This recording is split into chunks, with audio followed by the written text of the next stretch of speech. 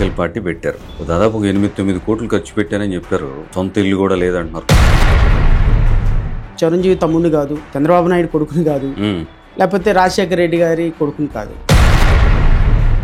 లీగల్గా వైసీపీ కాస్త బలహీనంగా ఉంది, తెలుగుదేశంతో పోల్చుకుంటే వాళ్ళకి లీగల్ సాయం కాస్త తక్కువగా అందుతుంది అనే మాట వైసీపీ నుంచి వ్యక్తం అవుతుంది. అసలు నాయకులు బలవుతారు. ఇప్పుడు జగన్మోహన్ రెడ్డి చేసినట్టు దుర్మార్గాలకి జగన్మోహన్ రెడ్డి బాగానే ఉన్నాడు.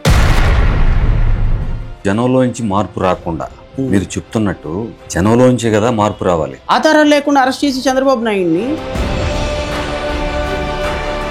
నాయుడిని అక్రమ అరెస్ట్ చేశారు అని ప్రజలందరూ అనుకునేటట్టు చేసుకున్నారు. మీరు పసికెట్టారా ఎవరు పవర్లోకి వస్తారని 2024లో?